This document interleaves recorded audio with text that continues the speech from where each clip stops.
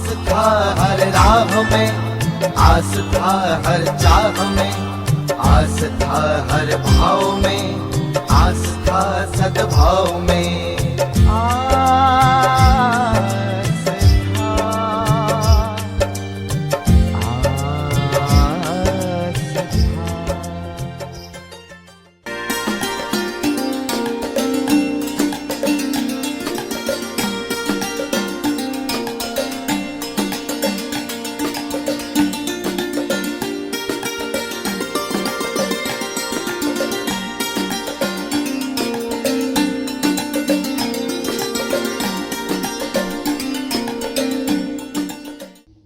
आज दिनांक 25/11/2020 नित्य प्रति क्रमशः प्रातःकाल के सत्र में शिव महापुराण की अंतर्गत रुद्र संहिता में पार्वती खंड में 19वें अध्याय का प्रसंग आज है। नारद उवाच ब्रह्मण विदे महाभाग किं जातं तदनन्तरं कथय त्वं प्रसादेन तां कथा पापनाशिनीं। हे पितामह, हे ब्रह्मदेव, उसके बाद क्या हुआ, कृपा करके पापों का नाश करने वाली उस कथा को आप में सुनाइए, हम सुनने के इच्छुक हैं।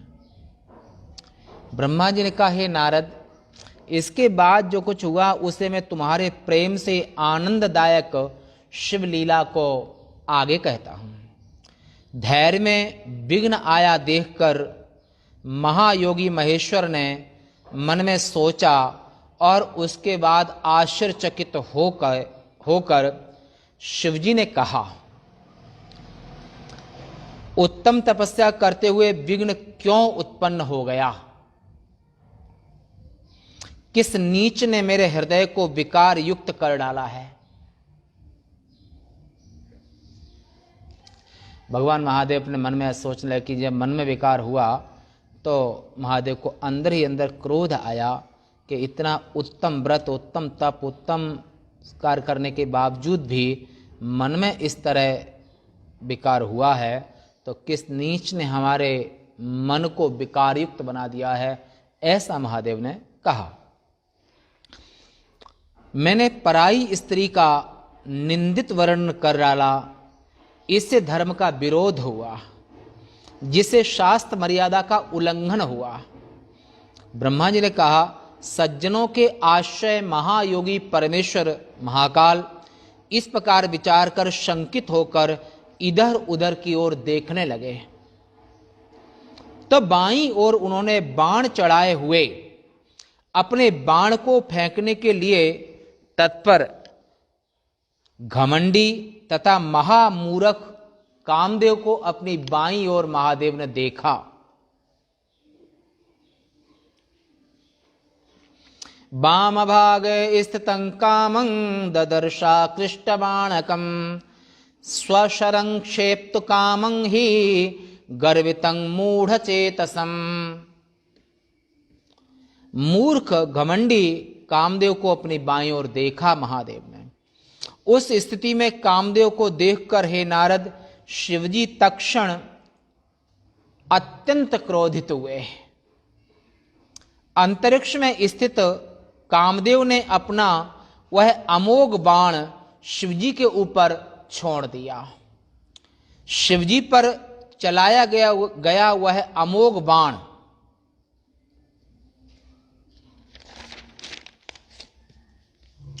अपना प्रभाव दिखलाए बिना ही शांत हो गया। उसके बाद शिवजी ने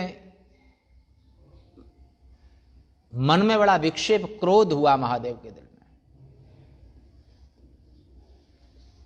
में।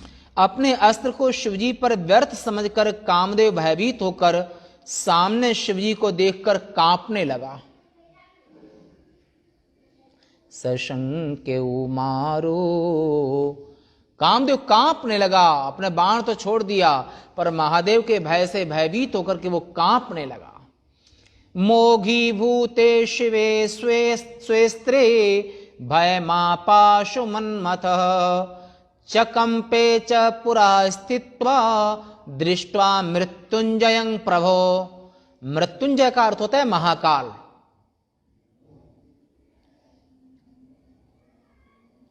मृत्यु जिनके अधीन है, मृत्यु उन्हें कभी मार नहीं सकती है, मृत्यु उन तक पहुंच नहीं सकती है, ऐसे भगवान मृत्युंजय महादेव के ऊपर बाण तो छोड़ दिया। बाण छोड़ने पर महादेव के ऊपर कोई प्रभाव काम बाण का नहीं हुआ। मनमत माने कामदेव, जो गलत व्यक्ति होता है अंदर से भयभीत भी होता है, जिसका कोई अपराध ना हो वो कैसे भयभीत हो सकता है। कामदेव भयभीत हो गया। अपने अस्त्र को शिवजी पर व्यर्थ समझकर कामदेव भयभीत होकर सामने शिवजी को देखकर ऐसे थर थर कांपने लगा। भयभीत होकर तथा अपने प्रयत्न के विफल हो जाने पर इंद्र आदि देवताओं का स्मरण करने लगा मन से। कामदेव का स्मरण करने पर वे सभी देवता वहां आए और शिवजी को वहां पर आकर के शिवजी को प्रणाम कर और शिवजी की स्तुति करने लगे। कहां पर आए?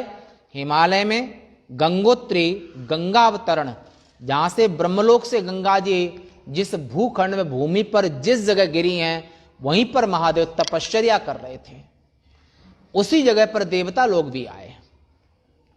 देवता स्तुति कर ही रहे थे, तब तक क्रुद्ध हुए शिवजी के तीसरे नेत्र से, जो ललाट के मध्य में था, यहां पर ललाट के मध्य में था, उससे शीघ्र ही अग्नि प्रकट हो गई।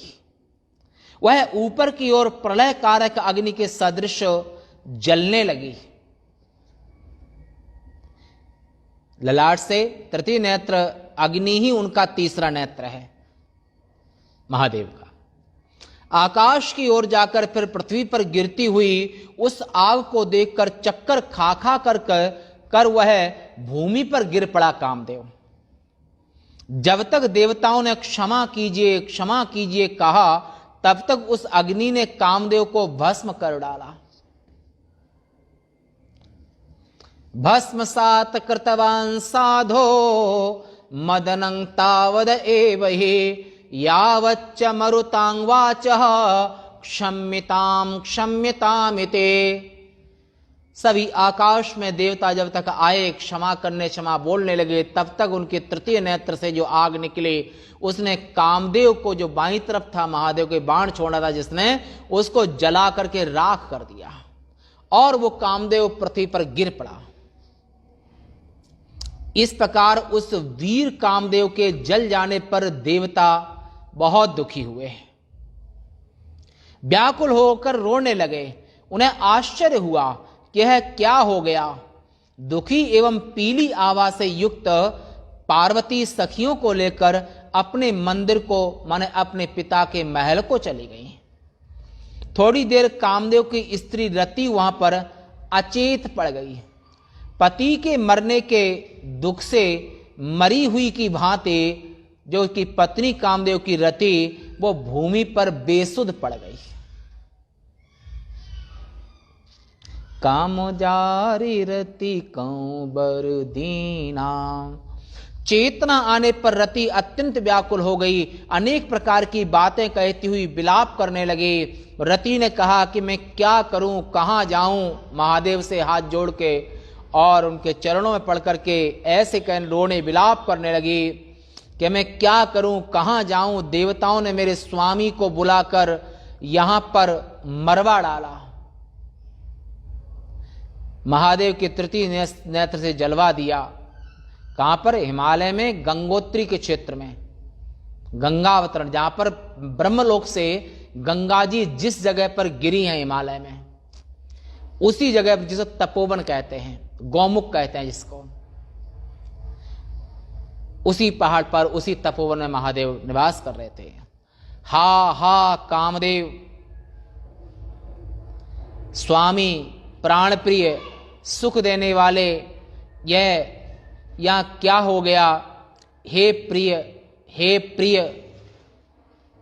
ऐसे शब्दों का उच्चारण करती हुई रति उसी तपोवन में माने गंगोत्री के क्षेत्र में, और रति महादेव की तृतीय नहर से जला हुआ कामदेव अपने पति को देख करके और बेसुध पृथ्वी पर पड़ गई।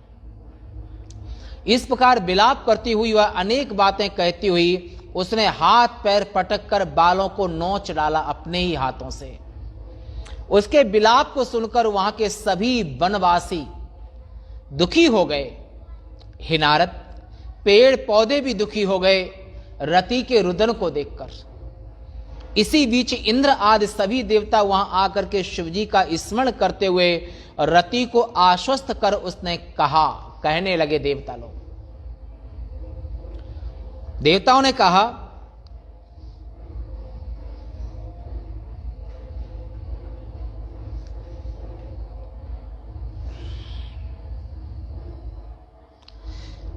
इसकी कुछ राख को तुम संभाल के रखो, भय को छोड़ो, तुम्हारा पति तुम्हें पुनः मिलेगा।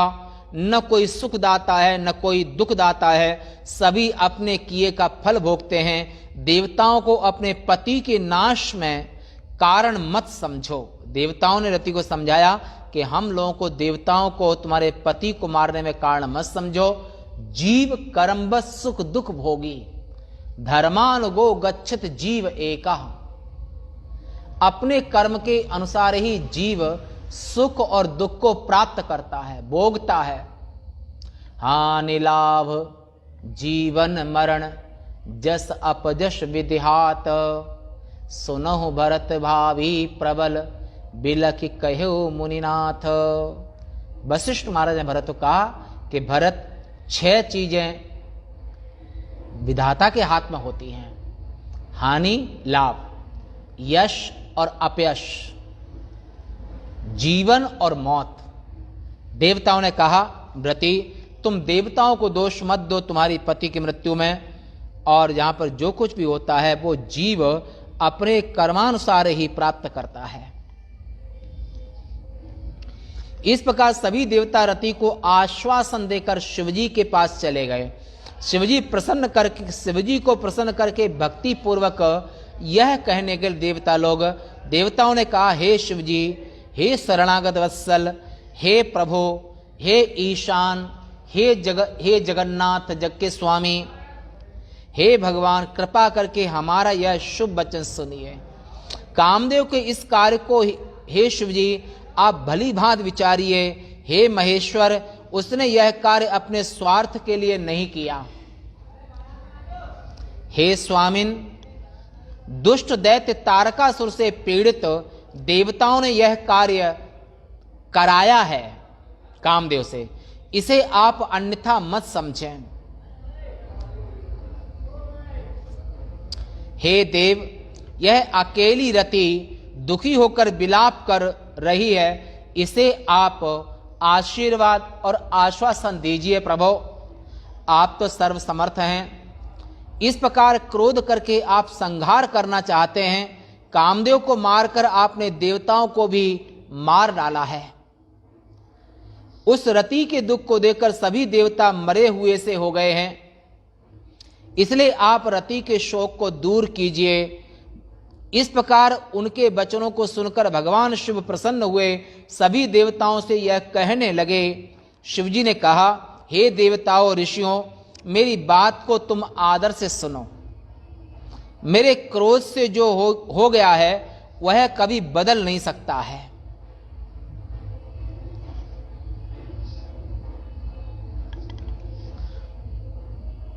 देवाश्चर्यया सर्वे मद्वचः शृणुतादरात्, मत्कोपे न च यज्जातं तत्तथा नान्यथा भवेत। जो हो चुका है उसे बदला नहीं जा सकता है। रति का पति काम तब तक अनंग रूप से रहेगा, माने शरीर से रहित होकर के, जैसे तुम्हारा मन रहता है, वाणी रहती है, सुख रहता है, दुख रहता है, बिना शरीर के। बिनु बप व्यापी है सकल और, यह मम मिलन प्रसंग। हमारी तृतीय नैत से इसकी मृत्यु हुई है, तो बिना शरीर के पूरी पृथ्वी में संतुलन बनाए रखेगा और सबके हृदयों में काम की व्यथा सबको होगी, कामियों को। आनंद रूप से रहेगा जब तक, कब तक? रुक्मिणी पति श्री कृष्ण का अवतार भूमि पर जब तक नहीं हो जाता है तब तक। द्वारिका में रहकर जब श्री कृष्ण पुत्र पैदा करेंगे तब रुक्मिणी से पुनः काम की उत्पत्ति होगी। कृष्ण और रुक्मिणी से जो ज्येष्ठ पुत्र होगा वो कामदेव ही वहां पर, तब शरीर कामदेव को मिलेगा। उसका निसंदेह प्रद्युम्न नाम होगा। सनातन धर्म में ये जीव इस शरीर को छोड़ता है, उस शरीर को प्राप्त करता है। मनुष्य हो, देवता हो, यक्ष हो, गंधर्व हो, राक्षस हो, देव हो, जय विजय आदि को हो, जहां कहीं पर भी जातस्य ही ध्रुवो मृत्यु और ध्रुवंग जन्म मृतस्य च। सनातन धर्म का, वेदों का, सबका सिद्धांत है, ब्रह्मांड का सिद्धांत है कि जो जन्मा है उसकी मृत्यु, शरीर लिया है, 5 भौतिक शरीर पंचभूतों में अवश्य मिलेगा, आज नहीं कल। और जो मरा है उसको आगे शरीर भी मिलेगा कर्मानुसार, अभी मिले अगले युग में मिले। कृष्ण तनय हुई है सुत तोरा, हे रति तेरा जो पति है वो कृष्ण रुक्मिणी का पुत्र बनेगा, प्रद्युम्न नाम उसका होगा। पैदा होते ही उस पुत्र का अपहरण शंबरासुर नाम का दैत्य कर ले जाएगा। दानवों में श्रेष्ठ शंबर उसका अपहरण करके समुद्र में फेंक देगा और उसे मरा हुआ जानकर वह मूर्ख अपने नगर को चला जाएगा। तब तक रति को सुख से उसके नगर में रहना चाहिए। जब तक ये घटना नहीं घटती है, द्वापर का अंत में जब ये घटना घटेगी तब तक रति को उस संबरासुर के नगर में निवास करना चाहिए। वहीं उसको अपने पति प्रद्युम्न की प्राप्ति होगी। वह कामदेव शंबरासुर को युद्ध में मारकर अपनी स्त्री रति को पाकर और सुखी होगा, देवता भी सुखी हो जाएंगे। हे देवताओं, उस शंबरासुर के द्रव्य को लेकर अपनी पत्नी के साथ प्रद्युम्न अपने नगर को जाएगा। यह मेरी बात सत्य है। महादेव ने इस तरह भविष्यवाणी करके और इन देवताओं को सांत्वना दी, रति को सांत्वना दी। शिवजी की इन बातों को सुनकर देवता कुछ लंबी सांसें लेते हुए सिर झुकाकर हाथ जोड़कर उन्हें प्रणाम कर और देवता लोग महादेव से इस तरह से कहने लगे, हे देवादिदेव महादेव, करुणा के सागर, जगत के स्वामी, हे प्रभु, कामदेव को शीघ्र जलाकर रति के प्राणों की रक्षा कीजिए प्रभु। फिर देवताओं ने प्रार्थना महादेव से की। इस प्रकार देवताओं की बातों को सुनकर करुणा के समुद्र सबके स्वामी परमेश्वर प्रसन्न होकर फिर ये कहने लगे, हे देवताओं, मैं प्रसन्न हूं। इस अवधि के भीतर भी कामदेव को जीवित कर दूंगा। वह मेरा गण होकर प्रतिदिन विहार किया करेगा। महादेव जो करुणा करते हैं उनके पास अहेतुक करुणा है। इतनी करुणा किसी के पास भी नहीं है। देवताओं, इस कथानक को किसी के सामने मत कहना।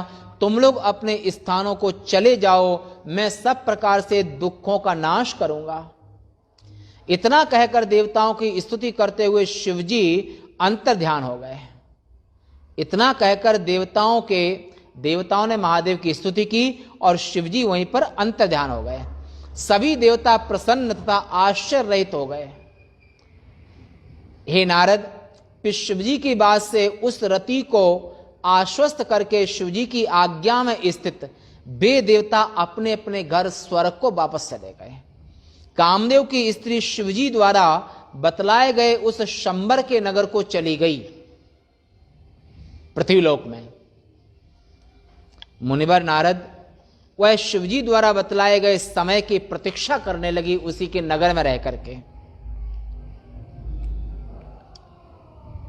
काम पत्नी समादिष्टं नगरं सा गता तदा प्रतीक्षमाणा तंकालं रुद्रादिष्टं मुनीश्वर। ये शिव पुराण में कामनाश वर्णन नामक 19वां अध्याय यहां पूरा होता है। यहीं पर आज वाणी को यहीं विराम देंगे। शेष वार्ता कल।